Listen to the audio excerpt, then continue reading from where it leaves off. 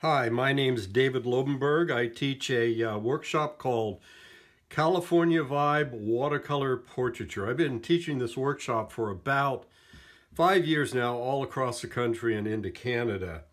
So anyway, I'm now in the process, since we are in this pandemic, spending my time sheltered in place in my home studio. I'm going to do a little video, and hopefully I can get through it fairly quickly. Talk about a few of the ins and outs of California Vibe Watercolor Portraiture.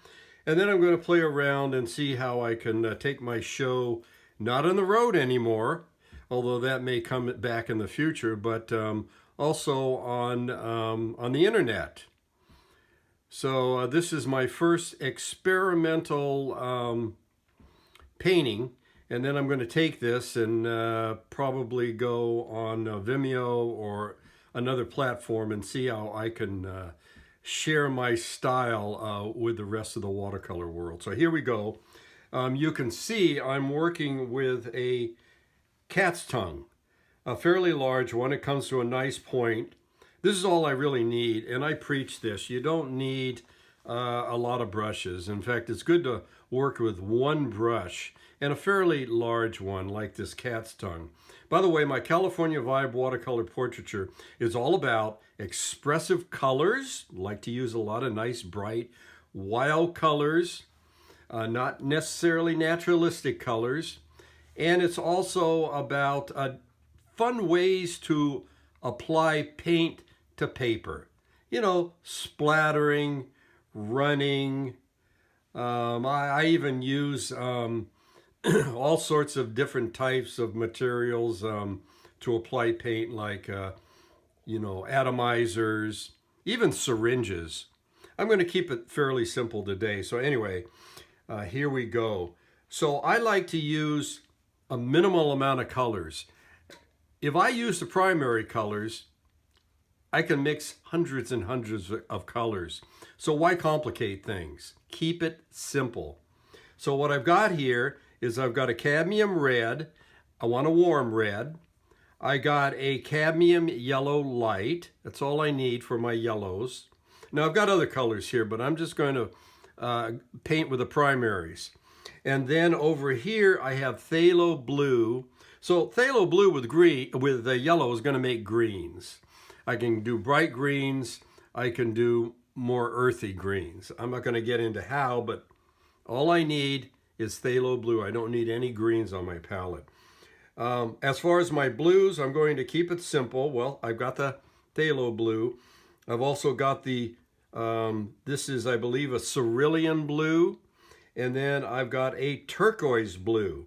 And then the last color that I want is I want a cool red. So here, I don't know exactly what that color is. It doesn't matter. You just need any cool red. Like a good example would be an alizarin red. But a warm red, like a cad red or a cad red light, think of a warm red looking like a fire engine. That's a fire engine red. Whereas the cool reds are darker, more like traditional lipstick red. Okay, so I'm going to start. Lay down my first initial washes, make them fairly large and free. So here we go. So I'm going to take some yellow, and I'm going to take a little of the cad. Not going to mix it up totally. I want to be able to kind of go from a warm red right into yellow. I got a little dirty here, but that's okay. It's kind of getting an orange. You know, when you're working with expressive colors, you don't have to worry about exact colors. What you have to train yourself and train your eye to do is to be able to see the value patterns across the face and get the right values in. Doesn't matter whether it's blue, greens, reds, but if you've got a light value on the face, you've got to follow the value pattern. So I know the face on this side is fairly light, so there goes some orange. And shoot, let's get a little of my favorite color. I love phthalo. I'll get that going into here. So you can see I'm just very loose and free, and I'm kind of doing my mid-tones or mid-values first. Now as we go up the hair, she's got dark hair. So let's get a little bit darker. I like to dance and move the brush around. I want to try and get just a loose impression of her curly hair without having to go in with a tiny little brush and actually rendering lots of little curls. You just want to, in watercolor, I like to paint the impression and not photographic details. And that's not the way I like to paint. Now I do have that orange there, so I'm going to segue, and these are going to match nicely to a little bit of yellow. Not a lot. Yellow can be kind of weird, even though I am painting with expressionistic colors.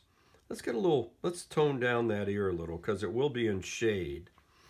Okay, yellow.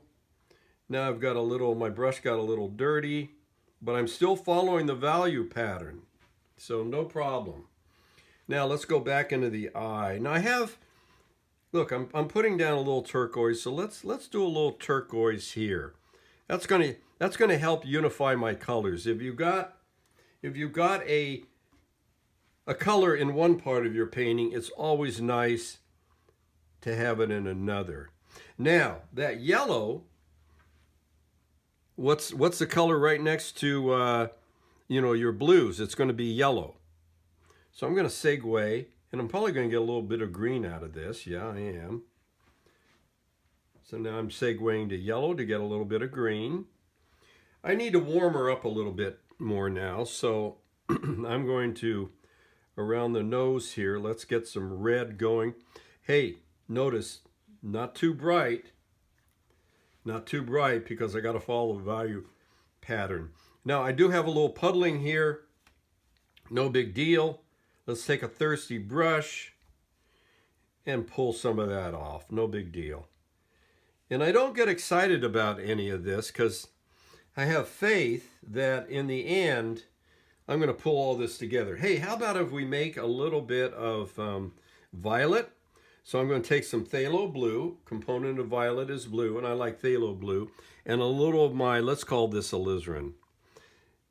Look at that. Beautiful, beautiful. Oh, yes. Violet. And let's pull some of it up here. So we'll have that little violet color. And we also want some violet. Oops, I'm running out. Let's mix a little more. So that's my cool red. And my beautiful, beautiful love phthalo. Now I'm making a little more of a reddish violet. So I'll put some there, maybe a little bit here. Got a little wet on wet action going because that hair is not dry yet. But that will work to my advantage. Okay, I want to move some of this around. I don't want to have little separate areas of color. Okay. I'm getting a little bit of a blossom here. I love blossoms. Just gives extra texture to your painting. As long as you follow the value patterns, you're going to be all right. So as we come to the outside, add a little more yellow. A little bit of violet. And notice I'm just barely touching the tip of the paper to the paper to capture those wonderful, wonderful curls. Okay. We've got a little puddling here. I don't like that, so let's pull some off with a thirsty brush. Let's get a little bit of that turquoise down there around the earlobe, or behind the earlobe, excuse me. And now I'm going to go back to there's that beautiful phthalo blue green shade. Not phthalo blue red, I think it's called red. No, I want it nice and blue, so I use phthalo blue green shade. Now as we come to the front of the hair, it's catching light. So I'm going to get a little of my warm red in there. And it's a little bit dirty. You know what? That's okay. You can go crazy. You want to give the eye a little bit of rest from too many bright colors. So it's nice to have some more neutral, muddy colors in there. So there we go. See, it's getting lighter because the light's hitting that part of the hair. The light's coming from, as we're looking at the painting, from the right side. Okay.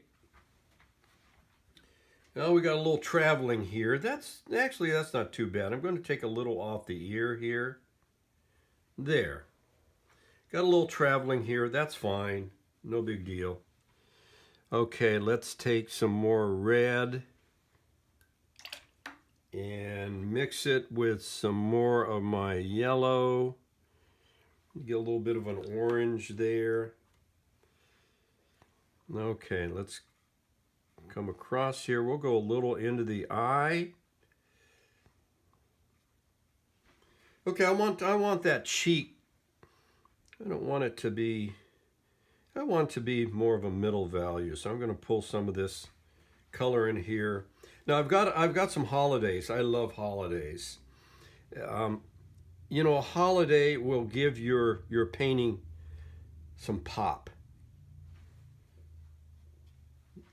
And in real life, there are little areas of reflected light.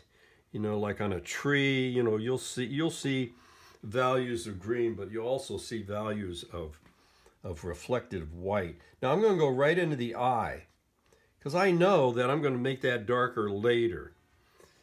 This is a little too dark, but it's still wet, so I'm going to pull some off with a thirsty brush. That's getting there. Getting there. And I'm there. Hey, I got some of that color on this brush, so let's use it here for the eyebrow. We'll go right into the eye, like this. Okay. A little bit of the lower eyelid. A little bit of the eyebrow there. That looks good. Okay, look, I want some more warmth in here, so I'm going to come down the bridge of the nose, make it warmer. Okay, and you know, I'm going to have a few little strokes of paint like that. I call that my graffiti effect. Okay, yellow. And let's get some pure red at the end of the nose. Like that. There we go. Now I haven't got any paint on my brush. I'm just going to bring some of this color up the bridge of the nose just a little bit more. Across here. And let's get a little more violet. Her nose is casting a shadow above her lip, above her mouth. And I'm going to put that same color in her upper lip and lower lip. And I'm going to make it just a little bit warmer on that side of the lip. Now that was a little too much paint, but with a dry brush I'll pull some of that off. There, that looks good. And let's get a little bit right there. Now we're heading down towards her chin. Let's keep some warmth there. Gosh, I kind of like that dry brush effect. Maybe I'll leave that. Okay, now I'm going to use the same purple. Let's go and do her top. And she's got a chain necklace on too. I'm going to paint around that for now. And this is the light side of her top. And then it gets darker on the other side. I'll handle that later. By the way, you see a lot of blue tape, and it's kind of this broken, fractured tape. That's because I want to have, when I'm done, I'm going to take the tape off and have a fractured look to it. So boy, if I can paint this fast enough, I can show you that. I'm painting at warp speed. Normally I don't paint this fast, but I don't want the video to last forever, and I want to keep your attention. So here we go again, making the purple. A little darker on this side. It's almost a blue. Let's add get a little more red in it. There we go. Look at that. I put on a lot. That's fun. Okay, come down like that. Now as we head towards her shoulder, usually, you know, in a lighting condition where the light's above the subject, you're going to get some lighter value on the top of the shoulder. So I'm lightening that up. Let's put a little there, a little here. Okay, that looks good. I want to move around the painting. I don't want to get stuck on the eyes or the nose. I want to see how all these colors are going to work together. So I think I'm going to have a yellow background. I'm kind of loading up a lot of the yellow. It doesn't matter because yellow is such a light color. You can pretty much load up on that color. There's the tip of her nose. I'm going carefully around that. Okay, now let's, just with water now, I'm dipping right into the pure yellow right now. I want to brighten it up just a little bit. There we go. As we go to the top, it's getting brighter. Okay, there we go. And let's segue into a little turquoise. So we'll go from that yellow to a little bit of green. No, not there yet. There we go. Just not too dark, because I want her hair to stand out against the background. Her beautiful, beautiful hair. Now I'm softening a little bit of the hair here. I don't want too much to go. That's okay. Okay. I'm going to pull some of this off with a dry brush. I'm going to come back with darker curls later on, so that's okay. Now, how about the other side? Well, I think it makes sense to continue with the yellow. She's in an environment that's got lots of beautiful sunny yellow in it. So let's continue with that. There we go. I don't normally paint this fast. This is kind of weird. I hope it's going to come out good. Now we want to go back to that green. There, okay, that's just enough green. Okay, and you know what? I think I'm going to let this go. This little bit of color that's coming away from the hair. You know, sometimes we can be a little too careful, but I tell you, if you follow the value pattern, it's amazing how free you can let the paint be. My favorite definition of watercolor. Watercolor is the process of controlling the flood. And that's what I like to do, control the flood. Okay, we're getting a little bit of a blossom here. I like blossoms, but I think it's a little too much. So I'm going to, let's add a little more red here. A little more warmth there. Okay, that's good. All right, now let's go back to the hair. By the way, I rarely ever use a hair dryer because I like to walk away from the painting and come back with fresh eyes. Now I'm not doing it with this because I'm trying to do this alla prima, all in one go. So we'll see how this works out. Okay. Now let's get some really thick paint. And I'm going to make a nice deep purple. There we go. And let's put a little more in here. This is the side of her top that's where we've got a cast shadow. That's really thick. You know, there are different consistencies that you paint with, and you use these consistencies to follow the value pattern. And they are, you've got paint consistency that's the that's like tea. Then you've got milk. And then you have a lot of, not as much water, but you got a lot of pigment loaded on your brush. That's cream. And then sometimes you can dip right into your palette and pull off thick paint. You've got butter. Love butter. But that's usually towards the end of the painting. Oops. No, that's okay. I'll let that travel. But I want to get some more butter in here. And just fill that in. This is the top of her. This is her collar. So we'll let that be for now. By the way, I'm using Sennelier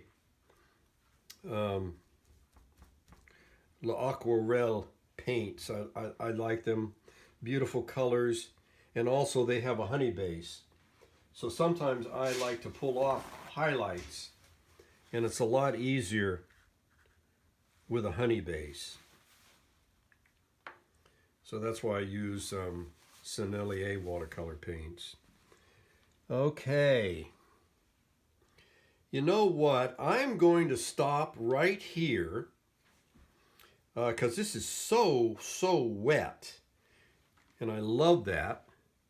But there's no way I can look a little darker color underneath the chin. There's no way right now that I could go in there and paint. Sure, I can charge in colors like I'm doing here, but I cannot go in with my darker values yet until this base has dried. So basically what I've done is I've set up a beautiful base, and I've got about easily 75% of the painting done. The colors are looking good together, and I'm happy. So now I'm going to give my eyes a rest. I'm not going to use a hair dryer, and I will come back in a second video and finish this off. So I bid you goodbye and look for my second video.